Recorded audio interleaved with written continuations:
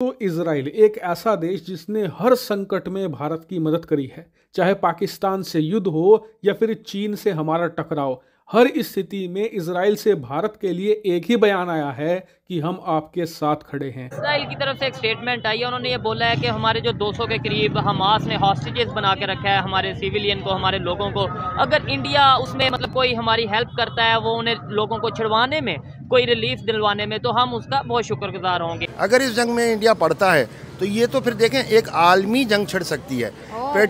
जी, ये जो नौजवान है साथी फिर रहे हैं जितने भी, ठीक है, इनको तैयारी करवाओ, उनकी तैयारी किस चीज की? जहाद की तैयारी करवाओ। अच्छा, जहाद करेंगे हम। अभी तक एक स्टेटमेंट तो दी नहीं, जहाद कहाँ से करेंगे?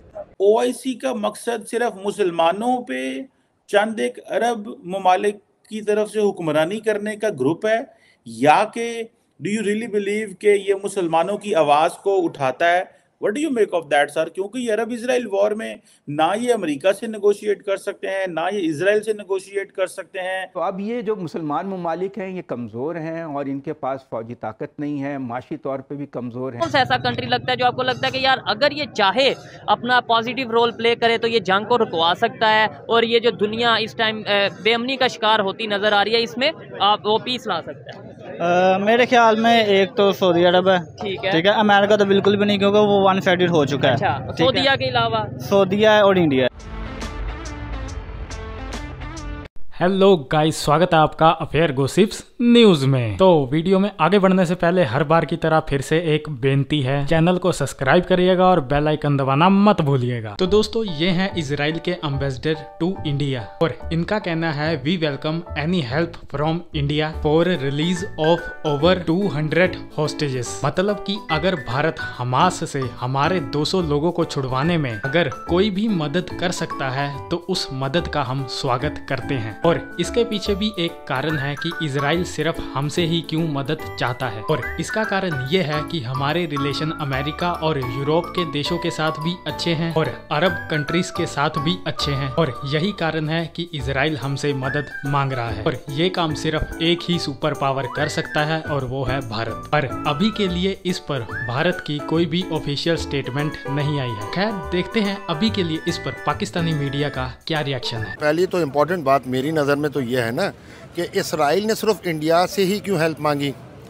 तो इस तरह सबसे पहले तो माइंड सेट पता चलता है कि ये तो पहले से लॉबी होगी ना, अंदरूनी खाने तो बहुत सारी चीज़ें चल रही होंगी, कोई अचानक से तो उसने हेल्प मांगी नहीं। बाकी एक बात तो हकीकत से हम इनकार कर ही नहीं सकते, क्या कि वो जो इंडियन लॉबी है यूएन में, वो बहुत स्ट्रॉन्ग है। उससे हम डिनाई नहीं कर सकते। उनके जितने भी फॉरेन ऑफिस के रिलेशंस हैं, फॉरेन अफेयर्स हैं, जैसे हम सब जानते हैं कि अमेरिका जो है वो पूरा डिपेंड कर रहा है इंडिया पे, आईटी पे, तो और इंडिया इकोनॉमिकली भी बड़ा हुआ है, स्ट्रॉन्ग है जी। अब ये हेल्प कर सकता है। उनको ये डर होगा कि अगर हम पे नेक्स्ट हमला हुआ इसराइल पे बड़ा, तो हमें डेफिनेटली एक ऑल्टरनेटिव जगह तो चाहिए होगी ना जहाँ से हम ऑपरेट कर सके अगेंस्ट फ़लस्तीन। अच्छा जी, ठीक है। इंडियन कहीं कश्मीर के ह्यूमन राइट्स आप देख लें, इंडिया क्या क्या, कश्मीर में तो आर्टिकल हटा दिया, कश्मीर में तो आप कहते हैं ना कि एक नए जमाने का आगाज हो गया। तो वो तो यही कह रहा है ना कि कश्मीर में भी कुछ नहीं है।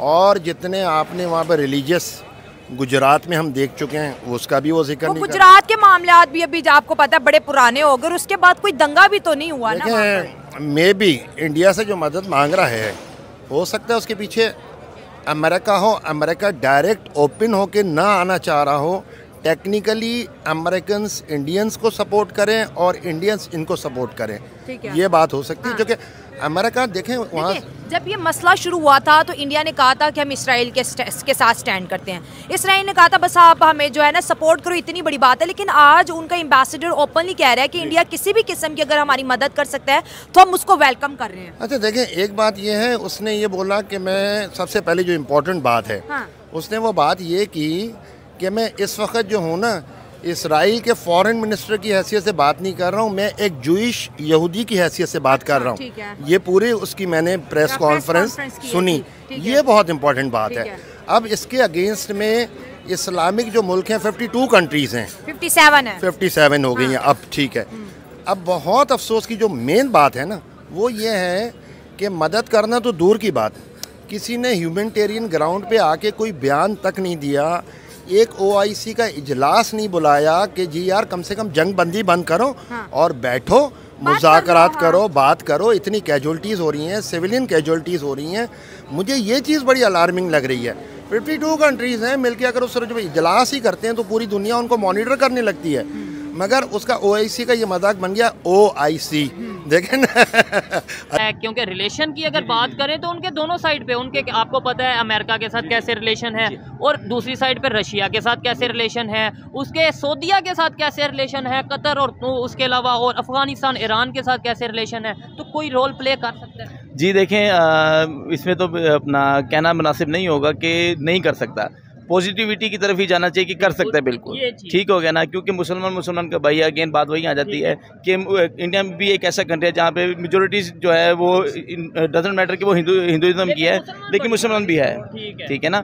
लेकिन वो देखें अगेन बात वही आ जाती है कि वो करेगा तो एटलीस्ट उनकी वो सपोर्टिव में भी आएंगे, उनके जो कंट्री में मुसलमान रहते हैं, ठीक है, एक उनकी की बात होगी, अमन की बात, बिल्कुल ऐसे, बिल्कुल अच्छी बात है। तो दोस्तों आज की वीडियो में इतना ही, मिलते हैं ऐसे ही किसी नेक्स्ट वीडियो में, तब तक के लिए पीस आउट एंड जय हिंद।